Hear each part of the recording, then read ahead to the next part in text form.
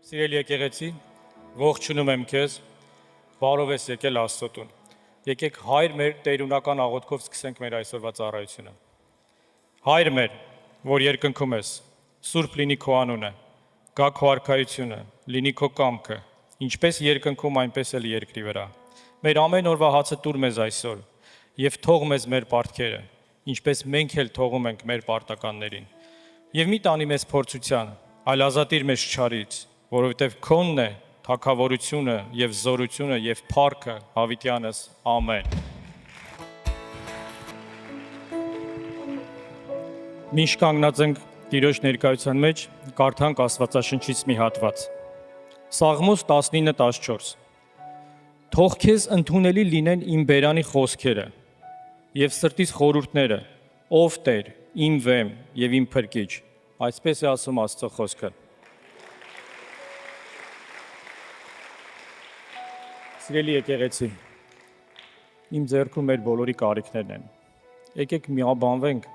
միաբան հավատքով աղոթք բարձրացնենք Աստծուն այս կարիքների համար։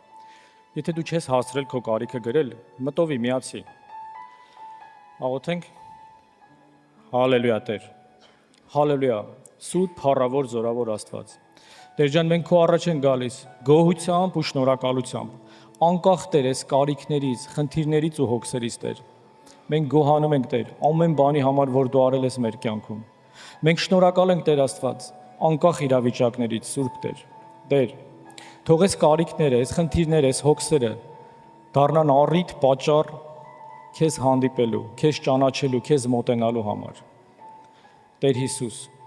թող եւս մեկ անգամ Տեր, մենք տեսնենք քո զորությունը մեր կյանքում։ Տեր, դու ես կատարելությունը, դու ես ամեն ինչի սկզբնաղբյուրը։ Քո ձեռքերում են բժշկությունը, ազատագրումը, գիտություն, իմաստություն եւ բոլոր տեսակ օրհնությունները։ Մենք խնդրում ենք քեզ Տեր Աստված, որ դու պատասխանես այս կարիքներին, ոչ թե մեր արդարության, այլ քո ողորմածության համեմատ։ Մենք հանձնում ենք Տեր այս կարիքները քո ձեռքերի մեջ։ Տեր, մենք աղոթք ենք բարձրացնում նաեւ մեր Հայաստանի համար։ Մենք շնորհակալ ենք Տեր, որ ունենք Հայաստան։ Շնորհակալ ենք Տեր Աստված, որ դու մեզ տվել ես պետություն։ Մենք օրհնում ենք Հայաստանը Հիսուս Քրիստոսի անունով եւ հռչակում ենք քո պաշտպանությունը մեր Հայաստանի սահմաններին։ Եվ խնդրում ենք Տեր Աստված քո իմաստությունը մեր կառավարիչներին եւ աղոթում ենք Հայաստանում ապրող ամեն մի մարդու սրտի համար, որ մեղմացնես, փափկացնես Տեր իրանց սրտերը։ Տեր Աստված օգնիր, որ իրանց սրտերից հանեն ամեն տեսակ սխալ բան, հպարտություն, նախանձություն, ամեն չարի արմատ, որը որ կխանգարի Տեր քեզ մոտենալ, քեզ ճանաչել ու քեզ հետ մեկ լինել։ Տեր, խնդրում ենք, որ այդ գործընթացը սկսես քո տնից, հենց մեզանից։ Տեր, մենք նաև աղոթք ենք բարձրացնում Ռուսաստանի համար։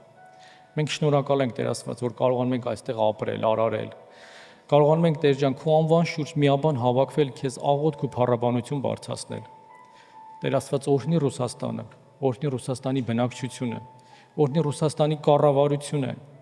եւ թող խաղաղություն լինի Ռուսաստանում։ Տեր Աստված, թող քո լույսը, քո ավետարանը, քո փրկության ծրագիրը մտնի ամեն գյուղ, ամեն քաղաք, ամեն ընտանիք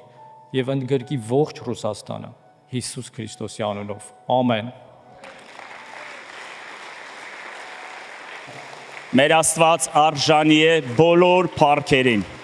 Ողջ փառքը լինի մեր Տեր Հիսուսին։ Նա արժանի է ողջ փառքը ընդունելու սիրելիներս։ Հալելույա։ Հալելույա։ Փառք Տիրոջը։ Փառք Տիրոջը, Աստծուն կարելի է անվերջ երկրպագել։ Աստծուն կարելի է անվերջ օրհնել։ Գիտեք, երբ որ ներքևում կանգնած էի, ավելի շատ ուզում էի այնտեղ լինել, քան այստեղ։ Բայց քանի որ այսօր իմ պատասխանատվությունն է լինել այստեղ եւ կիսվել սրտից, կիսվել ձեզ հետ Աստծո խոսքը, ինչ իմ համար մեծ պատիվ եմ համարում, սիրելիներս, հավատում եմ, որ կունենանք օրհնված եւ հրաշալի ժամանակ։ Կխնդրեմ քո կողքինին ողջ ունես, մի լավ օրհնության բառեր ասա սիրելիս ու կարող ես նստել։ Տերը օրհնի ձեզ, շատ շնորհակալ ենք։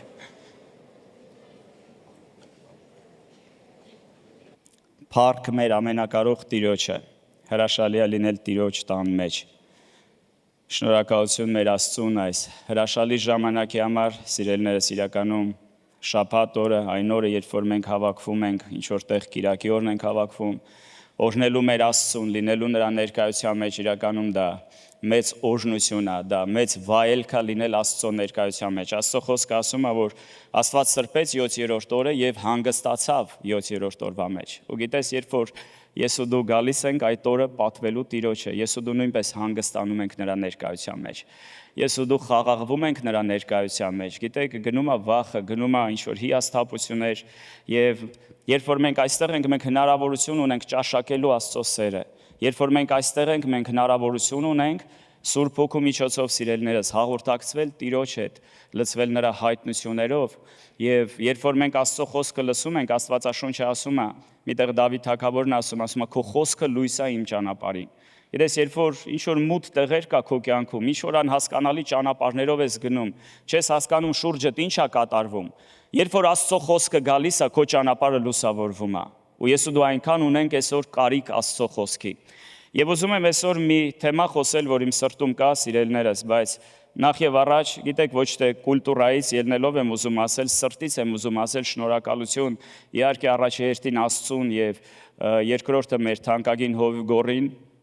իմ համար իրականում մեծ պատիվ է ծառայել նրա կողքին, լինել նրա հետ մի թիմի մեջ ու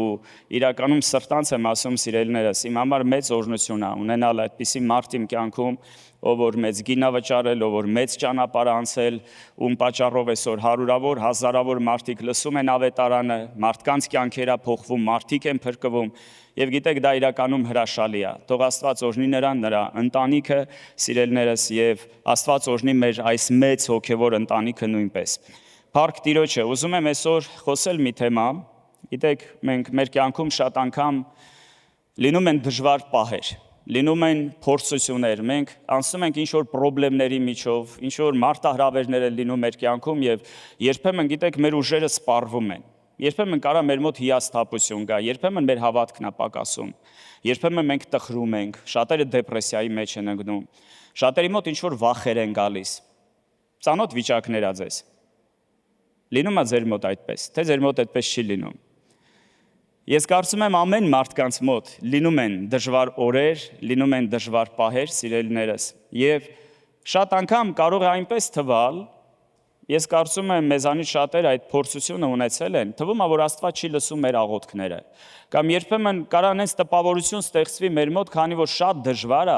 նամանավանդ երբ որ երկար մեր աղոթքները չեն պատասխանվում կամ մեր կյանքի ճգնաժամը մի քիչ շատ է երկարում, կարա մեր մոտ այնպիսի տպավորություն ստեղծվի, որ կարող է Աստված շատ հեռու է ինձանից, կարող է Աստված ինձ թողել է։ Եվ գիտեք 17-18-րդ դարում կար այսպիսի մի ուսմունք դեիզմ էր կոչվում։ Դեիզմի հիմնական գաղափարը նրանում էր, որ Աստված արարել է աշխարհը եւ թողել է աշխարհը, լքել է աշխարհը։ Եվ դեիզմի հետևորդները այսպես էին մեկնաբանում, որ Աստված նման է ժամագործի։ Նա ստեղծել է այդ մեխանիզմը, ընթացք է տվել նրա աշխատանքին եւ թողել է այն։ Բայց իհարկե դա կատարյալ սուտ է, սիրելիներս, որովհետև Աստված ուղղակի չի արարել աշխարհը կամ մարդուն, Աստված շարունակում է լինել աշխարհում, Աստված շարունակում է լինել մարդու հետ։ Եվ ես ուզում եմ մենք մի բան հասկանանք, շատ անգամ երբ որ մենք Աստծո ներկայությունը չենք զգում, լինում է այդպես, որ չես զգում Աստծո ներկայությունը, դա դեռ չի նշանակում, որ Աստված ինձ ու քեզ թողել է։ Եվ շատ կարևոր է մի բան հասկանանք, որ մեր համոզմունքները, մեր հավատքը ոչ թե կառուցված լինի զգացմունքների վրա, այլ մեր հավատքը լինի մեր կամ համոզմունքները լինեն կառուցված Աստծո ճանաչելիության եւ նրա խոսքի վրա։ Որովհետեւ գիտեք, զգացմունքները փոփոխական են, բայց Աստծո խոսքը կատարյալ է, Աստծո խոսքը հաստատ է, եւ երբ որ դու կանգնած ես Աստծո խոսքի վրա, ոչ մի բան չի կարող քեզ շարժել տեղից, ոչ մի բան չի կարող քեզ պարտության մատնել։ Եվ ուզում եմ մի այսպիսի հետաքրքիր բան կիսվել ձեզ հետ, Աստվածաբանության մեջ կա երկու այսպիսի հասկացողություն։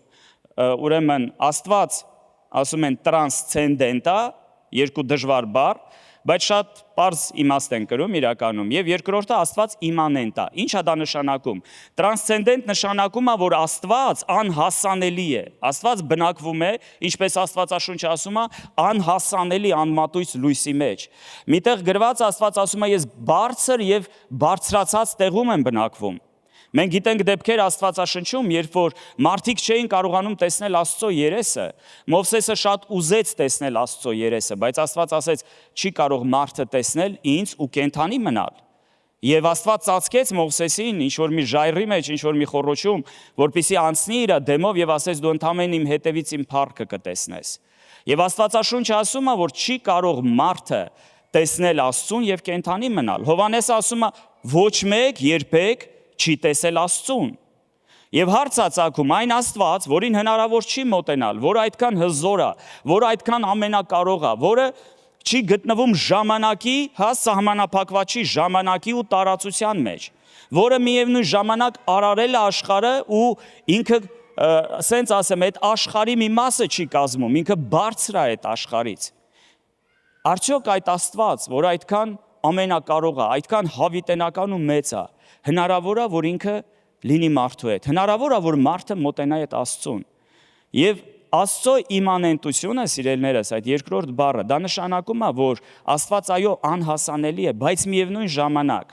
այդպիսի պարադոքս է, Աստված մարդու հետ է, Աստված աշխարհում է ու Աստված մարդու կողքին է։ Աստված իր արարչությունը չի թողել։ Աստված գործում է մարդկության պատմության մեջ։ Եվ ես ուզում եմ մի այսպիսի բան նայենք Աստվածաշնչում։ Եդեմի պարտեզից սկսած Աստված ուզում էր լինել մարդու հետ։ Ամեն օր երեկոյան հով ժամին Աստված գալիս էր եւ շփվում էր Ադամի հետ։ Իհարկե մենք գիտենք մեծ ողբերգություն տեղի ունեցավ։ Մարդը մեղանչեց, մարդը անհնազանդություն արեց, բայց այդ պահից սկսած, Եդեմի պարտեզից սկսած, սիրելիներս, Աստված սկսեց իրագործել իր փրկության ծրագիրը։ Սկսեց իրագործել այն ծրագիրը, որպեսզի մարդուն հետ վերադարձնի իր մոտ։ Եվ իհարկե պատմության մեջ շատ իրադարձություններ տեղի ունեցան։ Հետո օրերից մի օր Աստված Մովսեսի միջոցով տվեց այդ խորանը, խորանի այդ գաղափարը, պրոյեկտը, տվեց Մովսեսին տապանակը, եւ տապանակի վրա Աստված հայտնում էր իր փառքը, հայտնում էր իր ներկայությունը։ Եվ կար մի տեղ, որը կոչվում էր սրբության սրբոց, որտեղ քահանայապետը տարին մեկ անգամ կարող էր մտնել եւ Աստծո անունը մի անգամ կարող էր միայն տարվա մեջ տալ, որովհետև Աստծո անունը չէր կարելի ամեն օր ու ամեն ժամանակ տալ։ Այն անունը, որ Աստված հայտնել էր Մովսեսին, քահանայապետը մենակ մի անգամ կարող էր մտնել սրբության սրբոցը, ունենալ հանդիպում Աստծո հետ եւ Աստված խոսք էր տալիս եւ նա դուրս էր գալիս քահանայապետը եւ այդ խոսքը փոխանցում էր ողջ ժողովրդին։ Հետո մենք տեսնում ենք, սիրելիներս, ավելի ուշ մենք տեսնում ենք Աստված մեր մարդկային հասկացողությունից, մեր մարդկային բանականությունից դուրս բան անում։ Աստված գալիս է աշխարհ։ Աստված գալիս է աշխարհ ոչ թե անտեսանելի ձևով, ոչ թե ինչ-որ զորությունների, ինչ-որ հրաշքների դրսևորման տեսքով, Աստված դարձավ մարդ։ Աստված հագավ մարդկային մարմին եւ եկավ այս աշխարհ։ Ու ես շատ եմ դրա մասին մտածել։ Երբեմն երբ որ մարդկանց քարոզում ես ավետարանը, մարդիկ ասում են ով է տեսել Աստծուն։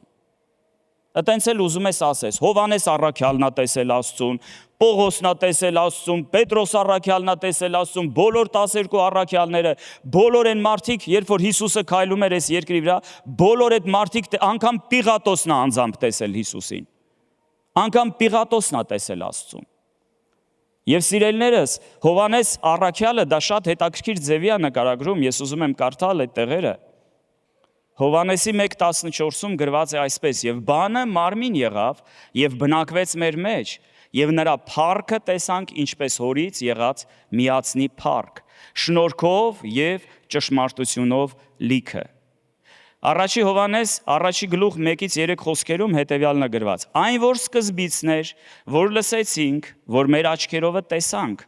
որին նայեցինք եւ մեր ձեռքերը շոշափեցին, կյանքի բանի համար, եւ կյանքը հայտնվեցավ, եւ մենք տեսանք եւ վկայում ենք եւ պատմում ենք ձեզ հավիտենական կյանքը, որ հոր մոտ էր եւ երևեցավ մեզ։ Այն որ տեսանք եւ լսեցինք, պատմում ենք ձեզ, որ դուք էլ հաղորդություն ունենաք մեզ հետ եւ մեր հաղորդությունը հոր հետ եւ նրա որդի Հիսուս Քրիստոսի հետ»։ Փառք Տիրոջը, սիրելիներս։ Իմ այսօրվա ուղերձը վերնագրել եմ այսպես. այդքան հեռու եւ այդքան մոտ։ Այն Աստված, որ թվում է այդքան հեռու է, այդքան մեծ է, այդքան ամենակարող է, այդ Աստված, ամենակարող Աստծո որդին, եկավ աշխարհ, վերցրեց իր վրա մարդկային մարմին, գրված ընդունեց ծառայի կերպարանք եւ լինի այնքան մոտ մարդուն, ինչքան որ դա հնարավոր է։ Սիրելիներս, եկեք չմոռանանք, որ այո, Հիսուսը կատարյալ մարդ էր, բայց նա միևնույն ժամանակ կատարյալ Աստված էր։ Ու պատկերացնում եք, Աստված քայլում էր այս երկրի վրա, մարդկային կերպարանքով, մարդկային մարմնով, նա մարդկանց հետ նստում հաց էր ուտում, նա մարդկանց իր երկնքի գաղտնիքներն էր բացում, նա խոսում էր գալիք իրադարձությունների մասին աշխարհի։ Բայց գիտեք ինչն է ինձ ամենաշատը ցնցում, որ մարդիկ անձամբ տեսնելով Աստծուն, շատերը այտենց էլ չճանաչեցին Աստծուն։ Եվ անգամ աշակերտներից մեկը մի օր կասի. «Ցույց տուր հորը», Փիլիպոսը ասում է Հիսուսին, «Ցույց տուր հորը ու բավական է»։ Հիսուսը ասում է. «Փիլիպոս, ես այսքան ժամանակ ձեզ հետ եմ, դու ասում ես ցույց տուր հորը, ով ինձ տեսավ, հորը տեսավ»։ Օրերից մի օր Հիսուսը կհայտնվի Պիղատոսի առջև, եւ Հիսուսը մի հետաքրքիր բան կասի Պիղատոսին. ով որ լսում է, ով որ ճշմարտությունից է, ավելի ճիշտ ասում է, ով որ ճշմարտությունից է, լսում է իմ ձայնը։ Ինչին Պիղատոսը հարց է տալիս։ Ասում է, իսկ ի՞նչ է ճշմարտությունը։ Պիղատոսը չի ստանում այդ հարցի պատասխանը, սիրելիներս, որովհետև ճշմարտությունը այդտեղ կանգնած էր։ Հիսուսը ասում է, ես եմ ճշմարտությունը։ Հիսուսի լռությունը պատասխան էր Պիղատոսին։ Աստված կանգնած էր նրա առջև, բայց նա չհասկացավ, որ նա Աստված է։ Ու շատ անգամ կարա մեր կյանքում այդպես լինի, սիրելիներս, Աստված շատ մոտ է մեզ, մոտ է այնքան, ինչքան հնարավոր է, ավելին ասեմ ձեզ, Հիսուս ասեց, ես կգնամ, ձեզ որբ չեմ թողնի, ես կգնամ, Սուրբ Հոգին կգա, ով որ ձեր հետ միշտ կլինի։ Մեկ ուրիշ տեղ ասում է, ահա ես ձեր հետ եմ հավիտյան։ Հիսուսը ինձ ու քեզ չի թողել։ Հիսուսը իմ ու քո հետ է։ Ու Աստված ոչ թե ուղղակի ինքը մեզ մոտ է, սիրելիներս, Աստված եկել է ու ապրում է մեր մեջ։ Դրանից ավելի մոտ էլ հնարավոր չի, որ Աստված ինձ ու քեզ լինի։ Աստված ասում է, ես կգրեմ իմ օրենքը ձեր սրտի տախտակների վրա, կգամ կբնակվեմ ձեր սրտի մեջ, կլինեմ ձեր Աստվածը եւ դուք կլինեք իմ երեխաները, իմ տղաներն ու իմ աղջիկները։ Հարց է ծագում, եթե Աստված այդքան մեզ մոտ է, ինչի մենք երբեմն չենք վերապրում Աստծո ներկայությունը։ Ինչա երբեմն մեր մոտ գալիս այդ զգացմունքը, որ Աստված մեզ թողել է։ Աստված չի պատասխանում մեր աղոթքներին։ Աստծո ցանկությունը այնքան ուժեղ է լինել ինձ ու քեզ հետ, որ Հիսուսը երկնքում տեղ է պատրաստում իմ ու քո համար։ Եվ Հայտնության 21-րդ գլխում գրված է. ահա Աստծո խորանը մարդկանց հետ։ Աստված ամեն բան արել է, անում է ու դեռ անելու է, երբ որ կստեղծի նոր երկինքն ու նոր երկիրը, ու Աստված վերջնականապես կգա ու կբնակվի մարդու մեջ։ Մենք հավիտյան տեսնելու ենք նրան, մենք հավիտյան օրհնելու ենք նրան։ Աստծո ցանկությունը այդքան ուժեղ է ինձ ու քեզ մոտեցնի։ Աստծո ձեռքը միշտ մեկնածա, միշտ պարզածա դեպի ինձ ու քեզ, սիրելիս։ Բայց ցավոք սրտի, մենք շատ անգամ չենք տեսնում նրա ձեռքը։ Եվ ես ուզում եմ միտեղ կարդալ Եսայայի մարգարեություն 59-րդ գլուխ, առաջի եւ երկրորդ խոսքը։ Ահա Տիրոջ ձեռքը չի կարճացել փրկելուց, եւ նրա ականջը չի ծանրացել լսելուց։ Եվ Աստված իր ժողովրդին դիմելով հետևյալն ասում. այլ ձեր անօրինություններն են բաժանում ձեր եւ ձեր Աստծո մեջ տեղը, եւ ձեր մեղքերը ծածկեցին նրա երեսը ձեզանից, որ չլսի։ Սիրելիներս, Աստված չի փոխվել։ Աստված նույնն է։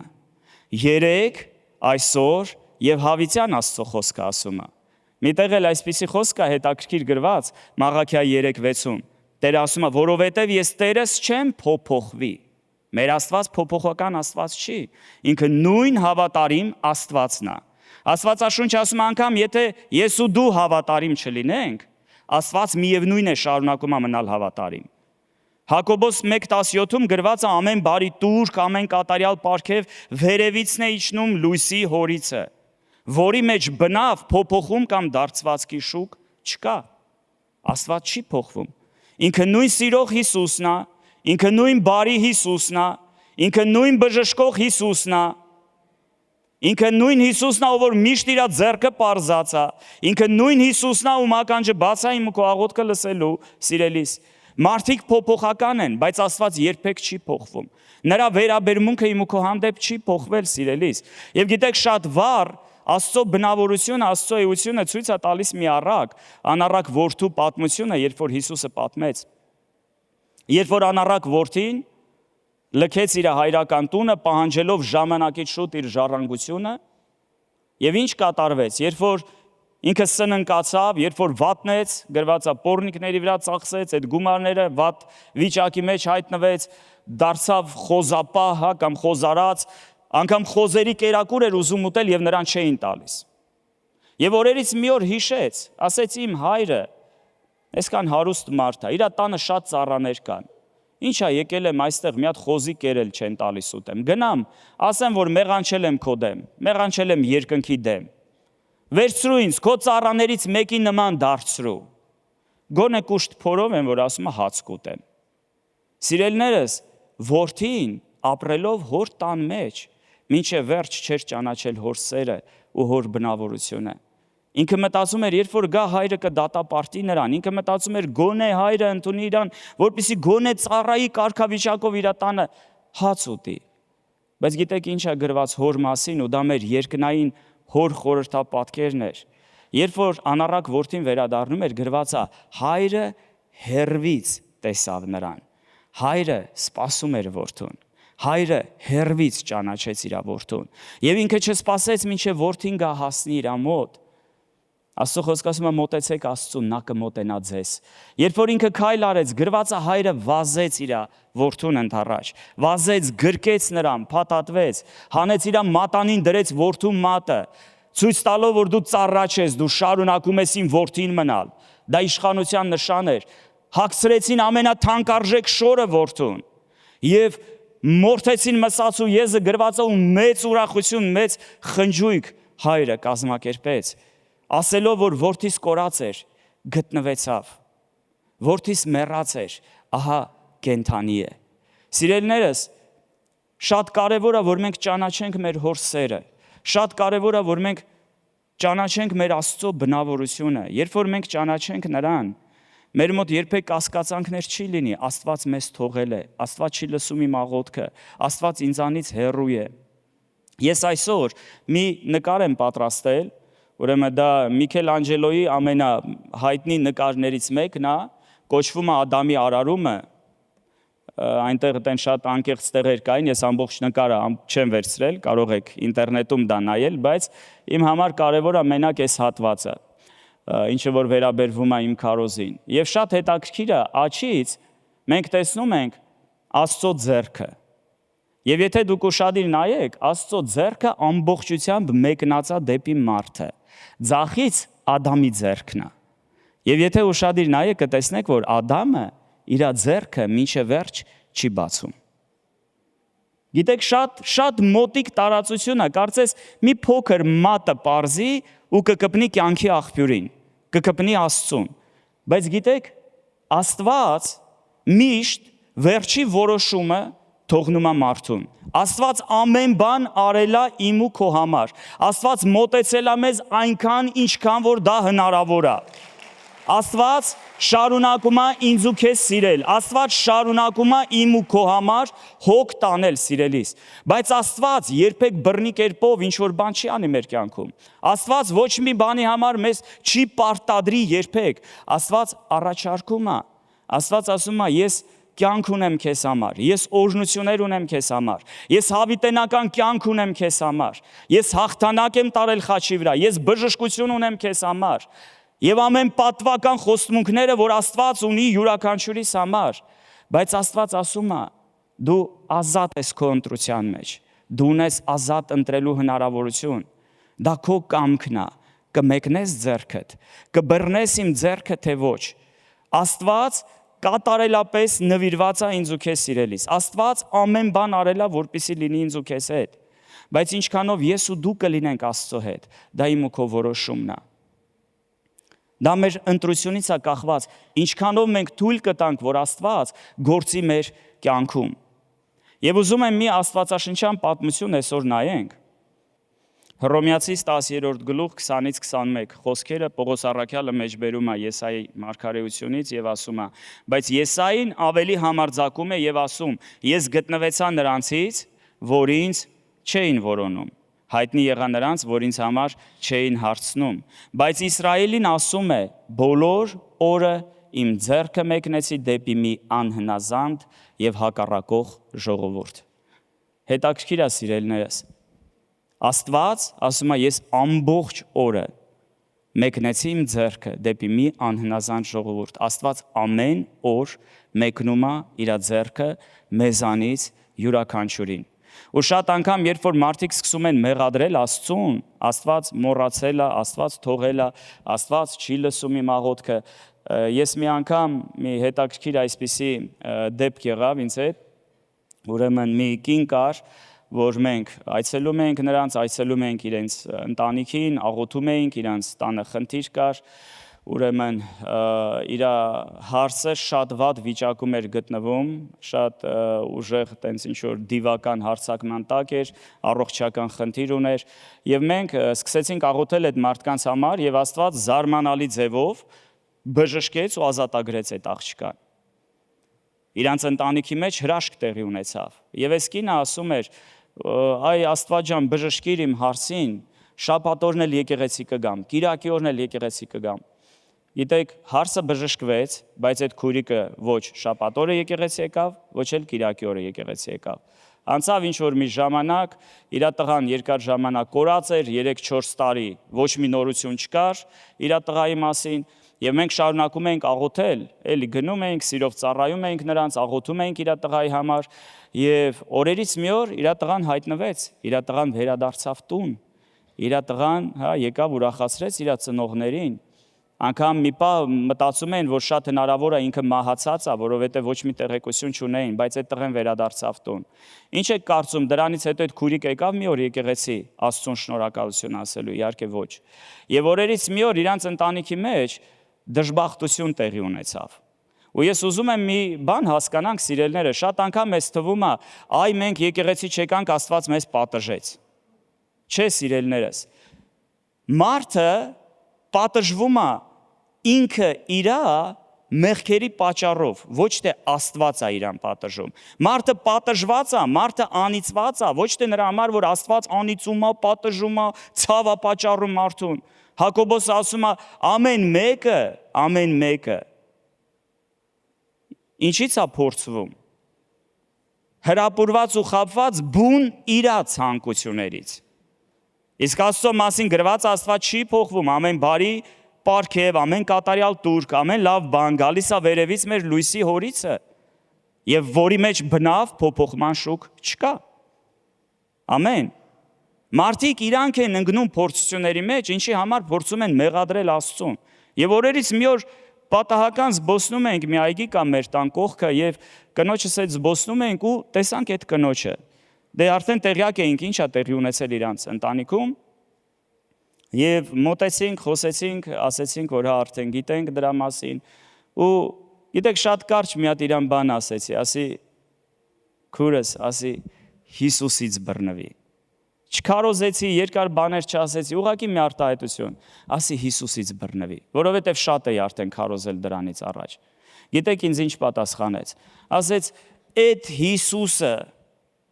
երևի այդ իմ կյանքի ամենադժվար պահերից մեկն է եղել, միշտ ասում եմ, երբ որ իմ Հիսուսի մասին այտենց են արտահայտվում, այդ Հիսուսը, բա այդ Հիսուսը, որ այսքան աղոթում ենք, բա որ այսքան բաներ ենք անում, բա ուր է այդ Հիսուսը, ինչի թույլ տվեց իմ ընտանիքում սենց լինի։ Բայց իրականում, որ նայում ես իր կյանքին, ինքը ոչ Հիսուսին է պաշտում, ինքը ոչ ցանկություն ունի եկեղեցի գնալու։ Մենակ երբ որ ինքը կարիքի մեջ է, ինքը ուզում Աստված լրացնի իր կարիքներ, այո, Աստված հասնի, Աստված բժշկի, Տեր դու ինձ օգնի, դու ինձ զորացրու, բայց Աստծո տունը չեն ուզում գալ։ Լավ Աստծո տունը, Աստծուն իրանց սրտում չեն ուզում ունենալ, իրանց սրտի մեջ չեն ուզում Աստծուն թողել։ ու հետո մտածում են Աստված իրանցից հեռու է, ուր է այդ Հիսուսը։ Այս վերջերս մի ուրիշ դեպք տեղի ունեցավ, երբեմն գիտեք մարդկանց անհավատությունը իրականում ցնցում է։ Ինչքան մարդիկ կարան քարասիրտ լինեն։ Իհարկե մեզանից շատերս էլ ինչ որ ժամանակ ապրել ենք առանց Աստծո։ Մենք էլ սխալ ճանապարհներով են գնացել, օրերից մի օր մեզանից յուրաքանչյուրը բացեց իր սիրտը Հիսուսի համար։ Միանշանակ, բայց լինում են դեպքեր, որ մեկը կան մարդիկ, ասենք, ինչ որ ձևի Աստծուն հավատում են, հա, շարունակում են մեղքի մեջ ապրել էլի, իրանց ոնց որ ճանապարհներով են գնում, բայց մեկը իրանց ներսում ինչ որտեղ գիտեն, կամ մեկը, կա Աստված, կամ մեկը, որ գիտի իրանց մասին։ Ու այս վերջերս գնացինք միտեղ ավետարանը քարոզելու եւս մեկ ուրիշ ընտանիքի, եւ մի տղա կար, որ երկար ժամանակ իր հետ աշխատում էի, փորձում էի բերել իրան եկեղեցի, ու ամեն ինչը այնքան վատացավ, սխալ կյանքով էր ապրում, որ իր մոտ լյարդի ցերոզ հայտնաբերեցին։ Լյարդի ցերոզ հայտնաբերեցին եւ վիճակը գնալով ծանրացավ, որպեսզի շատ մանրամասներ չպատմեմ, այնքան ծանրացավ, որ ինքը սկսում էր արդեն փքվել, լյարդը չէր աշխատում, ամեն 10 օրը ստիպված էին իր փորից քաշել այդ ջրերը, որ կուտակվում էին, եւ իրան ասել են, որ քեզ մի քանի օր է մնացել, դու կմահանաս։ Ու մի քանի օր առաջ իր մեռնելուց մենք եկանք իրանց տունը։ Հերթական անգամ էլի սկսեցի խոսել Հիսուսի մասին, էլի սկսեցի ասել, որ Աստված հիմա էլ կարա քեզ բժշկի, Աստված կարող է քեզ փրկել, բայց մի կարևոր բան կա, դու պետքա սիրտդ բացես Տիրոջ համար։ Ու կարծես ամեն ինչը լավ էր։ 2 ժամ քարոզում էի այդ տղային։ 2 ժամ խոսեցինք, հյուրասիրություն արեցին, նոր տարուց հետո էր, դեռ սեղանները փռած էր այդ ժամանակ։ Լավ նստեցինք, լավ շփվեցինք, հյուրասիրվեցինք, հա, ես հավատում եմ Աստծուն, մեռնեմ Աստծուն, ես իմ օրը սկսում եմ հայր մեր աղոթքով, սենց բաներ էր ասում։ Մի 2 ժամ անց, երբ որ ես արդեն առաջարկեցի ապաշխարության աղոթք անել, ասի, գիտես եղբայր, ասի, ես հավատում եմ, որ Աստված կարող է բժշկել քեզ, անգամ հիմա կարող է քեզ բժշկել, բայց ամենակարևորը քո հոգու փրկությունն է։ Ու շատ կարևոր է, որ դու հաշտվես Հիսուսի հետ։ Շատ կարևոր է, որ դու ապաշխարես քո մեղքերի համար։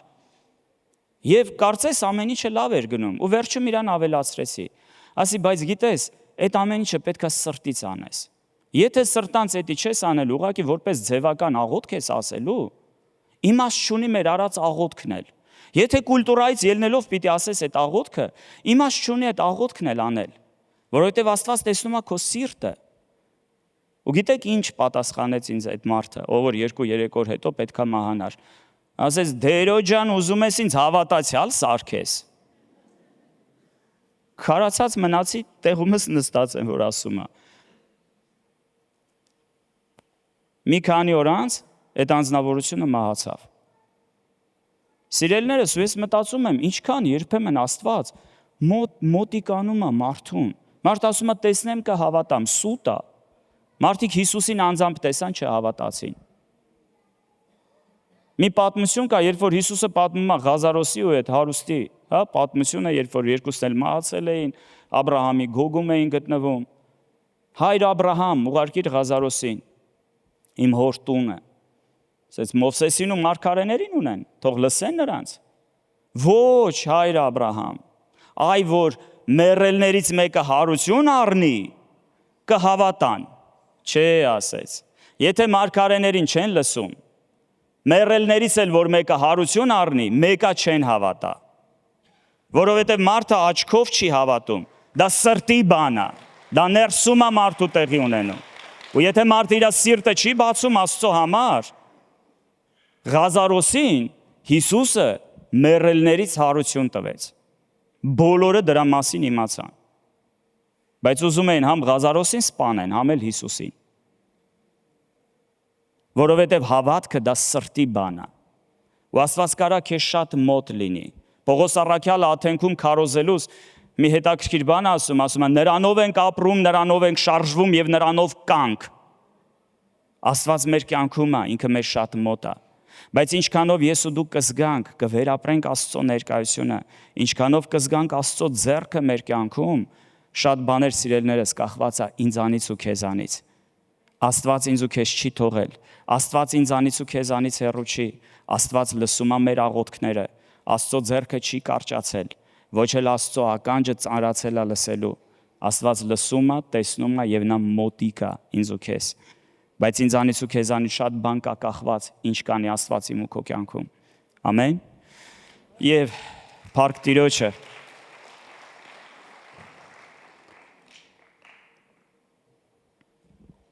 Ես ուզում եմ նայենք Աստվածաշնչից Հովսեփի պատմությունը, շատերս տեղյակ ենք այդ պատմության մասին գիտենք։ Եվ մի հետաքրքիր բան կատարվեց Հովսեփի կյանքում, ինքը իր 12 եղբայրների մեջ ամենասիրված որդին էր իր հոր համար։ Եվ սիրելիներս, օրերից մի օր նա ինչ-որ մի տեսիլք տեսավ, եկավ պատմեց եղբայրներին, եկավ պատմեց իր հորը, եւ նրանք բարկությունով լցվեցին, նրանց համար դա վիավորական էր, որովհետեւ նա ասում էր, որ օրերից մի օր դուք փաստացի գալու եք ինձ խոնարհվեք։ Եվ իհարկե, երբ որ առիթ եղավ եւ եղբայրները դաշտում արածեցնում էին իրենց հոտերը, նա հայրը ուղարկեց, որպեսզի ինքը կերակուր տանի իր եղբայրներին, եւ երբ որ նա եկավ հասավ եղբայրների մոտ, նրա հանդեպ շատ դաժանաբար վարվեցին։ Սկզբից ուզում էին սպանել, հետո գցեցին ինչ-որ մի խոր փոս, որ այնտեղ մահանա, եւ հետո իսմայելացիների մի ինչ-որ քարավան էր անցնում, ծախեցին ուրեմն իսրայելացիներին, Հովսեփին։ Եվ իհարկե եկան իրենց հորը ներկայացրին, որ ինչ-որ մի գիշատիչ, բերեցին իր շորերը արյունոտված եւ խաբեցին ասելով, որ քո որդուն ինչ-որ մի, կենթանի սպանելա, կերելա։ Եվ պատկերացրեք այդ ընտանիքում ինչ մեծ դժբախտություն էր, ինչ վիճակում էր Հովսեփը։ Եղբայրները դավաճանել են, հայտնվեց հանկարծ, լավ ընտանիքից, սիրված հոր կողքից, հանկարծ հայտնվում է ինչ-որ օտար երկրում, տանից տեղից հեռու։ Պատկերացրեք, թե ֆիզիկապես, թե հոգեպես, ինչ ծանր, ասենք ինչ վատ վիճակում հայտնվեց Հովսեփը։ Ու շատ անգամ, սիրելիներս, մեր կյանքում էլ կարան իրավիճակներ լինեն, մեր եղբայրներից մեկի հետ էլ ծառայությունից առաջ խոսում էինք, կան իրավիճակներ, երբեմն չես կարող հասկանալ, ինչի է դա իմ հետ տեղի ունենում։ Երբեմն թվում է ինչ անարդարացի է կյանքը։ Երբեմն թվում է ինչ անարդարացի են մարդիկ մեր նկատմամբ։ Երբեմն մենք կարող ենք մտածել, ինչի այս մարդուն լավություն եմ արել, մարդկա ասում են մեկի հավին քշած չեմ արել, սենց արտահայտություն կա։ Ինչի էսի իմ հետ պատահեց։ Կամ շատերը ասում են, էսի իմ ճակատագիրն է։ Միանգամից ասեմ, սիրելիներս, որ ես չեմ հավատում ճակատագրին։ Այսինքն իմ տեղը ամեն ինչ որոշել են։ Ինչ ուզում է լինի, ես հավատում եմ, որ այո, Աստված ունի հրաշալի ծրագիր յուրաքանչյուրիս համար, բայց ես նույնքան հավատում եմ, որ Աստված ինձ ու քեզ ընտրելու հնարավորություն է տվել։ Ու ես հավատում եմ, որ Աստծո կամքը իմ ու քո համար բարին է, հաճելին է, կատարյալն է, ինչպես Աստծո խոսքն է ասում։ Դրա համար շատ անգամ, սիրելիներս, բաներ կա մեր կյանքում, որ կատարվում է, մենք սովոր ենք ամեն ինչը գցենք Աստծո վրա, բայց բաներ կա մեր կյանքում, որ կատարվում է, միշտ չի, որ պատճառը Աստծո մեջ է պետք փնտրել։ Շատ իրավիճակների, այսպես ասած, հեղինակը ես ու դու ենք, բայց կան բաներ էլ, որ մեր մարդկային ուղեղին անհասանելի է։ Օրինակ Հովսեփի համար ինքը կարող էր մտածել, Աստված, դու ինձ ցույց տվեցիր այտենց բան, ինձ ցույց տվեցիր տեսիլք, դու ինձ կանչել ես, որ ես լինեմ իմ կոչման մեջ, ինչ որ բան անեմ ես կյանքում քեզ համար։ Մեզանից շատերի մոտ էլ կարա այդ հարցը լինի, սիրելիներս, երբեմն մտածում ես,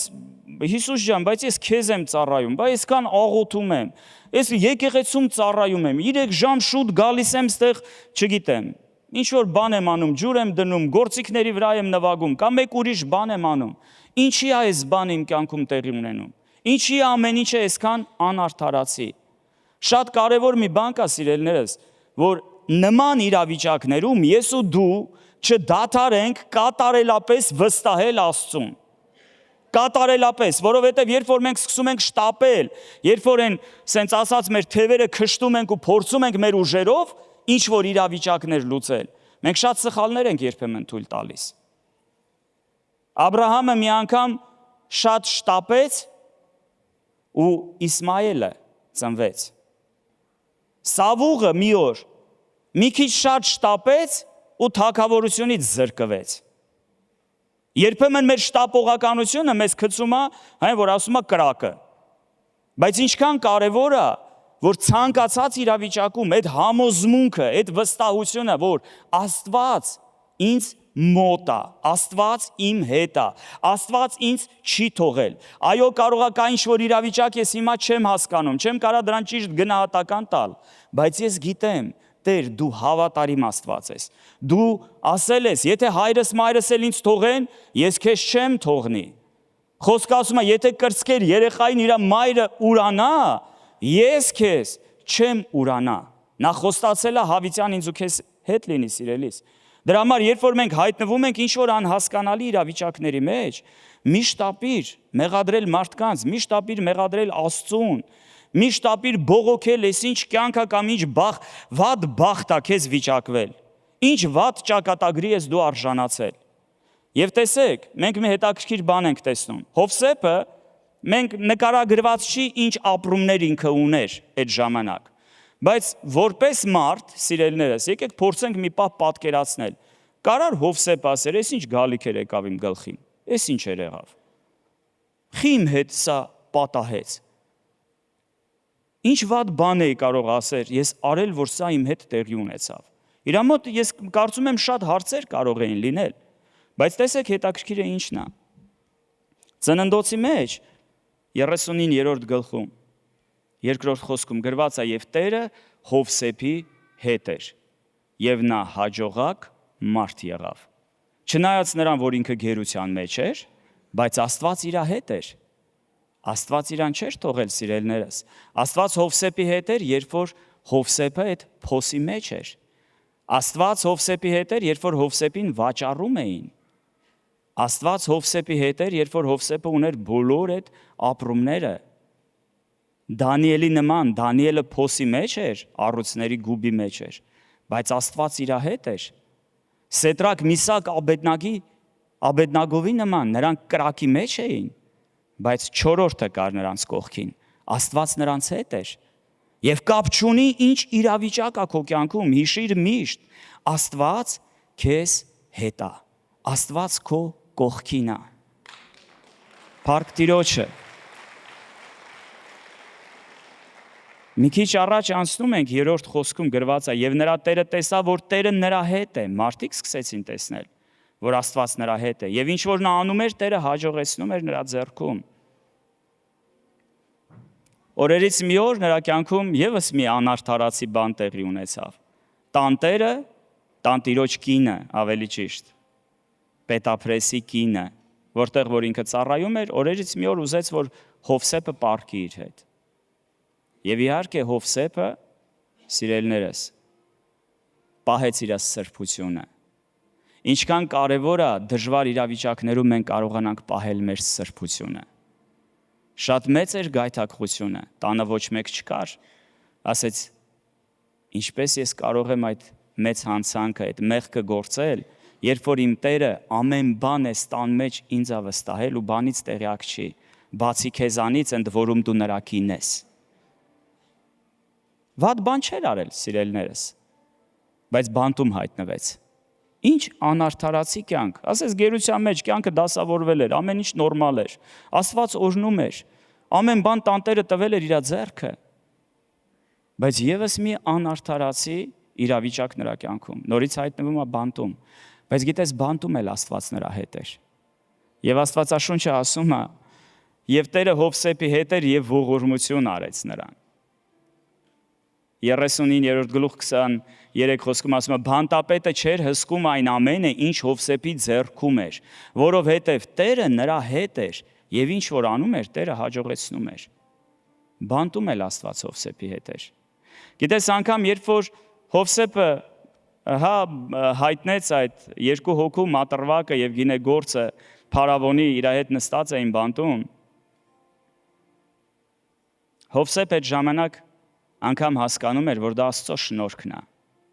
Եվ Աստված էլի Հովսեփի հետ էր։ Նա ասում է մեկնությունները Աստծուն չեն պատկանում։ Նա հասկանում էր ով է իր աղբյուրը։ 41:16-ում գրված է դա ինձանից չի։ Աստված խաղաղ պատասխան կտա Փարավոնին։ Գիտես, այդ ամեն փորձությունների մեջ Հովսեփը մի բան գիտեր, Աստված իր հետ է։ Այո, կարող է իրավիճակներ կային, ինքը չէր կարող բացատրել, ինչի է դա իր հետ տեղի ունենում։ Կյանքը անարդարացի է, մարդիկ անարդարացի են։ Բայց ինքը գիտեր Աստված իր հետ է։ Եվ օրերից մի օր սիրելիներս, երբ որ նա կանգնած կլինի փարավոնի առջև, փարավոնը կասի. կգտնենք արդյոք այսպիսի մարդ, որի մեջ Աստծո հոգին լինի։ Եվ Հովսեփը դառնում է փարավոնից, հետո երկրորդ մարդը Եգիպտոսում։ Հետո ավելի ուշ, կարծես ամեն ինչ լավ է ավարտվում։ Արդեն Եգիպտոսի տերն է կարելի ասել։ Ինքը միտեղ ասում Աստված ինձ փարավոնին հայր դրեց։ Շատ մեծ մարդ էր դառել, եւ օրերից մի օր եղբայրները գալիս են նրան մոտ։ Եվ երբ որ նա հանդիպում է նրանց հետ, հետաքրքիր մի բան ասում. Աստված ինձ ձեզնից առաջ ուղարկեց ձեր կյանքը պահպանելու համար։ Իսկ 45-ում ասում է, ոչ թե դուք ինձ այստեղ ուղարկեցիք, այլ Աստված։ Սիրելիներս, այդ ողջ ընթացքում Աստված Հովսեփի հետ էր։ Ինչ ասես Հովսեփի հետ տեղի ունեցավ, ինչ դժվարություններ, ինչ ծանր օրեր ասես տեսավ, բայց Աստված Հովսեփի կողքին էր։ Ու մի կարևոր տեղ Ծննդոց 50-20-ում էլ գրված է, ասում է դուք ինձ համար չարիք մտածեցիք, բայց Աստված այն բարու վերածեց։ Գիտես, Աստծո խոսքը ասում է, որ Աստծուն սիրողներին ամեն բաները բարիին գործակից է լինում։ Այո, կան իրավիճակներ, մենք չգիտենք ինչի է դա տեղի ունենում մեր հետ։ Երբեմն շատ դժվար է, երբեմն ուզում ես լացես, երբեմն ուզում ես գոռաս։ Բայց հիշիր, ցանկացած դժվարություն քո կյանքում կարող է դառնալ պատվանդան նոր հաղթանակների համար սիրելիս, որովհետև Աստված քեզ հետ է։ Աստված քեզ չի թողել, Աստված քեզ չի մոռացել, Աստծո ձեռքը չի կարճացել եւ Աստծո ականջը չի ծանրացել քո աղոթքը լսելու։ Եկեք ոտքի կանգնենք։ Մի հզոր տեղ կա։ Եսայայի 43:2։ Ես կուզենամ վերցնես այս խոսքը։ Մեզանից շատերը, սիրելիներս, ես հաստատ գիտեմ, ստեղ էլ դալիճում շատ մարդիկ կլինեն, որ ինչ-որ դժվար ծանր իրավիճակների մեջ են։ Մարդիկ կան ընտանիքներում խնդիրներ ունեն, ամուսնական կյանքում, երեխաների հետ։ Մարդիկ կան առողջական խնդիր ունեն, մարդիկ կան ֆինանսական խնդիրներ ունեն, պարտքեր ունեն։ Մարդիկ կան ինչ-որ ուրիշ մարդկանց հետ խնդիրներ ունեն։ Բայց ուզում եմ քեզ մի խոսք տալ Աստվածաշնչից։ Երբ որ գնաս, բռնիր այս խոսքը, ու երբ որ սատանան կսկսի սխալ մտքեր բերել, հիշիր այս տեղը։ Եսայի 43:2։ Երբ որ ջրերից անցնես, ես քեզ հետ եմ։ Եվ եթե գետերով նրանք քեզ չեն ողողի, երբ որ գնաս կրակի միջով, չես այրվի, եւ բոցը քեզ պիտի չվառի։ Փառք Տիրոջը։ Եվ մենք կարող ենք համարձակ ասել, որ այո, Տերն է իմ հովիվը, եւ ես կարոտություն չեմ ունենա։ Հետո ասում է մի լավ բան. թեև մահվան շուքի ձորով էլ գնամ, չար բանից չեմ վախենա։ Ոչ թե որ ուժեղ մուսկուլներով տղա եմ, չէ։ Ասում է, որովհետև Տերը ինձ հետ է։ Փառք Տիրոջը, փառք մեր Աստծուն։ Փառք Հիսուսին։ Ես կուզենամ մի աղոթք անենք, սիրելիներս։ Ես կուզենամ մի աղոթք անենք։ Աստծո խոսքը հետաքրքիր բան է ասում։ Սաղմոսների մեջ Տերը ասում է. ես ապրում եմ բարձր եւ վերացած տեղում, բայց ես լինում եմ խոնար եւ կոտրված հոգի ունեցողի հետ։ Ես կարծում եմ, որ ես ու դու հանդարտվելու ու խաղաղվելու կարիք ունենք։ Մեր սիրտը Տիրոջ առջև խոնարեցնելու կարիք ունենք։ Եթե ապստամբել ես, եթե բողոքել ես, եթե սխալ բաներ ես ասել, դժգոհել ես, այս ինչ կյանք է, այս ինչ բան է, բա ուր է Աստված։ Ես ուզում եմ, որ մենք հիմա խոնարհաբար գանք Տիրոջ առջև, սիրելիներս, ու թույլ տանք, որ Աստված բժշկի մեր սիրտը։ Թույլ տանք, որ Աստված իր ներկայությունով հպվի ամեն մեկիս։ Երկնային Հայր, մենք քո առջև ենք կանգնած մեր Աստված։ Տեր, մենք հավատում ենք, դու այստեղ ճանաչում ես յուրաքանչյուրին անունով իմ Տեր։ Դու գիտես ամեն մեկիս։ Դու գիտես մեր ամեն մեկի կյանքը։ Ինչպես Դավիթն էր ասում, հեռվանց գիտես մեր մտքերը, դու գիտես մեր նստելը, վեր կենալը, դու ամեն բան գիտես մեր մասին իմ Աստված, դու գիտես մեր սրտի դրդապատճառները, դու գիտես բոլոր այն դժվարությունները, ինչի միջով մենք անցնում ենք այսօր, դու գիտես մեր բոլոր արցունքները, Տեր, դու ամեն բան գիտես մեր Աստված։ Մենք շնորհակալ ենք քեզ, Տեր, որ դու հավատարիմ Աստված ես։ Մենք շնորհակալ ենք քեզ, որ դու մեզ չես թողել։ Մենք շնորհակալ ենք, որ դու միշտ ուզում ես լինել մեր հետ, Տեր, որ քո ձեռքը միշտ պարզած է, Տեր իմ Աստված, որ դու պատրաստ ես միշտ լսելու մեր աղոթքը։ Խնդրում ենք քեզ, ների՛ր մեզ, Տեր, ների՛ր մեզ, քանի անգամ որ բողոքել ենք, քանի անգամ որ դժգոհել ենք, քանի անգամ որ կասկածանքի ենք ենթարկել, Տեր, քո սերը, Տեր իմ Աստված, քո բարությունը, Տեր, ների՛ր մեզ, սիրելի Աստված, օգնիր մեզ, Տեր, օգնիր մեր տկարությանը, օգնիր մեզ իմ Աստված, դու ես մեզ ուժ տվողը, Տեր, մեր աղբյուրը դու ես արդարին բարձրացնողը։ Եվ քո խոսքն ասում է, թեև արդարը 7 անգամ ընկնի, դու 7 անգամ էլ կբարձրացնես, Տեր։ Եթե արդարը ընկնի, դու նրա ձեռքը կբռնես իմ Աստված։ Քո խոսքն ասում է, եթե արդարը ընկնի, դու թույլ չես տա նրա ոսկորները կոտրվեն։ Մեր Աստված, մենք քեզ ենք ապավինում։ Օգնիր մեզ, Տեր, օգնիր մեզ, երբ որ մենք դժվարությունների, փորձությունների միջով ենք անցնում իմ Աստված։ Ու այն ինչը որ մեզ թվում է անհնար է, այն ինչ որ մեզ թվում է, որ մենք չենք կարող երբեք դրա լուծումը տալ։ Մենք գիտենք, Տեր, դու ես մեր աղբյուրը, դու ես մեր կարողությունը, մեր զորությունը քեզանից է, Տեր։ Ու մենք քեզ ենք ապավինում, սիրելի Աստված։ Օգնիր մեզ, Տեր, որ մենք միշտ խոնարհ սրտով քեզ մոտենանք։ Օգնիր մեզ, Տեր, որ անկախ մեր կյանքի ամեն իրավիճակներից ու փորձություններից, Տեր, մենք կարողանանք միշտ վստահել քեզ, միշտ ապավինել քեզ, որովհետև քեզ վստահողները, քեզ ապավինողները երբեք ամոթով չեն մնա։ Մեր Աստված, մենք շնորհակալ ենք քեզ քո սիրո ու քո բարության համար ու շնորհակալ ենք քեզ, որ ցանկացած բան, Տեր, ցանկացած դժվարություն ու ցանկացած իրավիճակ մեր կյանքում դու կարող ես բարիին գործակից անել մեր Աստված, ինչի համար քեզ շնորհակալ ենք, Տեր, ու բոլոր փառքերը տալիս ենք քեզ մեր Արքա Հայրը, Որդին եւ Սուրբ Հոգին, ու բոլորս ասեցինք. Ամեն, ամեն, փառք Հիսուսին։ Փառք Հիսուսին, սիրելիներս, փառք մեր Աստծուն։ Ինչ լավ Աստված մենք ունենք։ Հալելույա։ Փառք Տիրոջ։ Գիտես, այստեղ այսօր ուզում եմ հարց տալ։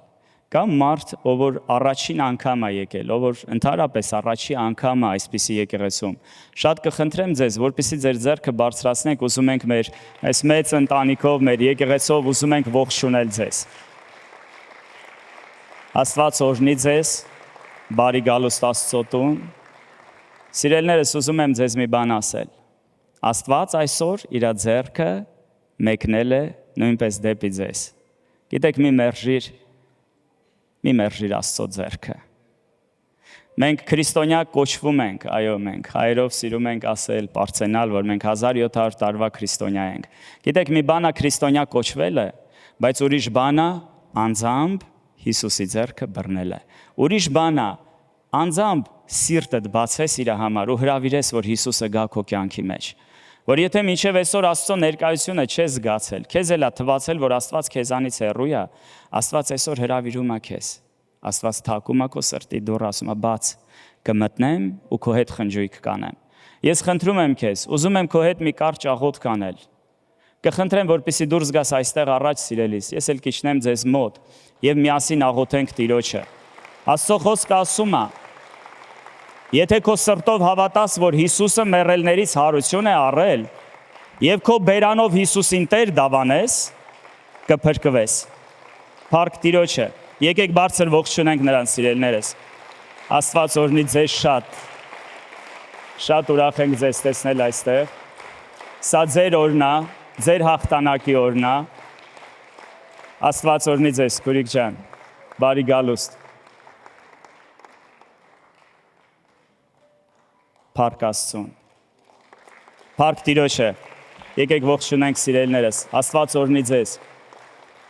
Աստված օրհնի ձեզ շատ։ Գիտեք, Աստվածաշունչը մի պարզ բան ասում։ Սրտով պետք է հավատալ։ Դա սրտի բան է։ Դա զորով չի լինում, դա ստիպողաբար չի լինում։ Մարդիկ ասում են, գնում եք եկեղեցի, հեսա ձեզ հա, կգիպնոզացնեն, կդառնաք հավատացյալ, բայց գիտեք դա խելքի բան չի, դա սրտի հարց է։ Եթե սիրտը չբացես Աստծո համար, ոչ մի բան էլ տեղի չի ունենա։ Հիսուս ասում է, ես կանգնած եմ, թակում եմ։ Մենք մի նկար այսօր հետաքրքիր տեսանք, Աստված իր ձեռքը պարզել է, բայց վերջի որոշումը մարդուն է։ Հիսուսը թակում է, բայց այդ դուռը ներսից է պետք բացել։ Եթե այսօր բացես այդ դուռը, Աստված կգա քո կյանքի մեջ։ Ես առաջարկում եմ սիրելիս, միասին գանք Տիրոջ առջև եւ այդ պարզ աղոթքը անենք։ Ասենք Աստծուն, որ Տեր ների մեր մեղքերը, մենք քո կարիքը ունենք։ Խնդրենք Հիսուսին, որպեսզի ինքը գա ամեն մեկի սրտի մեջ։ Ամեն։ Եկ միասին ասենք, սիրելի եկեղեցի, կխնդրեմ, որպեսզի նույնպես օգնեք։ Ամենակարող Աստված, ես կանգնած եմ քո առջև։ Տեր, խնդրում եմ քեզ, ներիր իմ բոլոր մեղքերը, ներիր իմ բոլոր հանցանքները։ Ես հավատում եմ, որ քո որդի Հիսուս Քրիստոսը եկել այս աշխարհ, խաչվել է, մահացել է եւ երրորդ օրը հարություն է առել ինձ փրկելու համար։ Սիրելի Տեր Հիսուս, ես իմ սիրտը բացում եմ քեզ համար եւ խնդրում եմ քեզ, արի իմ կյանքի մեջ, եղիր իմ Տերը, իմ փրկիչը եւ իմ Աստվածը։ Այս պահից սկսած ես իմ կյանքը քեզ եմ վստահում։ Խնդրում եմ քեզ, օժնիր իմ կյանքը, լցրու ինձ քո Սուրբ Հոգով։ Տեր, ես շնորհակալ եմ քեզ եւ աղոթում եմ հանուն Հոր եւ Որդու եւ Սուրբ Հոգու։ Ամեն։ Ամեն։ Աստված օրհնի ձեզ, շատ սիրելիներս։ Աստված օրհնի ձեզ։ Աստծո խոսքը ասում է, երբ որ ինչ-որ մեկը Հիսուսին կանչում է իր կյանքի մեջ, երբ որ ինչ-որ մեկը իր սրտի մեջ ընդունում Աստծուն, երկնքում մեծ ուրախություն կա, երկնքում մեծ ցնծություն կա։ Եվ մենք այսօր ուզում ենք նույնպես ձեզ համար մի աղոթք անենք։ Գիտեք, մենք ապրում ենք չար աշխարհում, որտեղ շատ կախարդություններ կա, որտեղ շատ անեծքներ կա, որտեղ մարդիկ չար խոսքեր են հռչակում։ Ես կուզենամ, որպեսզի մենք աղոթենք միասին, հիմնվելով Աստծո խոսքի վրա, Աստվածաշունչը ասում է, որ Հիսուսը դարձավ անեծք մեզ համար, որպեսզի մենք ժառանգենք Աբրահամի օրհնությունները։ Աստված մեր բոլոր անեծքների հարցը խաչի վրա լուծել է։ Եվ ես կուզենամ, որ մենք հավատքով այսօր այդ ճշմարտությունը հռչակենք ձեր կյանքում, որպեսզի ամեն վատ բան ձեր կյանքից հեռանա, սիրելիներս։ Ու այսօրվանից տեսնեք Տիրոջ ձեռքը, տեսնեք Տիրոջ ներկայությունը ձեր կյանքում ու տեսնեք իր գործերը։ Սիրելիներս, եկեք պարզենք մեր ձեռքերը ու օրհնենք այս թանկագին մարդկանց։ Երկնային Հայր, մենք բերում ենք քո առջև իմ Աստված այս թանկագին մարդկանց ու խնդրում ենք քեզ։ Տեր, խնդրում ենք քեզ, որպեսզի ամուր պահես նրանց քո գրկում, Տեր։ Այսօրվանից մենք նրանց քո սուրբ ձեռքերի մեջ ենք անցնում։ Խնդրում ենք քեզ, օրհնիր յուրաքանչյուրի կյանքը։ Դու գիտես նրանց խնդիրները, նրանց հարցերը, Տեր։ Նրանք այսօր որոշում են կայացրել դուրս գալ այստեղ, Տեր, կանգնել քո առջև, սիրելի Աստված։ Խնդրում ենք քեզ, օրհնիր ամեն մեկին, քո փառքը ցույց տուր ամեն մեկի կյանքում, քո գործերը հայտնիր ամեն մեկին, սիրելի Աստված, Հիսուսի անունով։ Եվ թող որ ամեն տեսակի անեծք, ամեն տեսակի կախարդություն ու չարություն, որ կա նրանց կյանքում, թող որ Հիսուսի զորավոր անունով քանդված լինի այսօրվանից ու այս պահից։ Ու թող որ քո բոլոր երկնային օրհնությունները, Տեր, այն լավագույնը, ինչ որ ունես նրանցից յուրաքանչյուրի համար, թող գա ու հասնի նրանց, Տեր իմ Աստված, գա ու հասնի նրանց ընտանիքներին, ու թող որ քո բարի ձեռքը միշտ լինի նրանց հետ, Տեր, ու պահի նրանց չարից, Տեր իմ Աստված։ Աղոթում ենք Հիսուսի զորավոր անունով եւ բոլորս ասեցինք ամեն, ամեն։ Փառք Հիսուսին, փառք մեր Աստծուն։ Աստված օրհնի ձեզ շատ։ Ամեն շաբաթ օրը ժամը 2-ին մենք հավաքվում ենք այստեղ օրհնելու մեր Աստծուն։ Մեր սիրտը,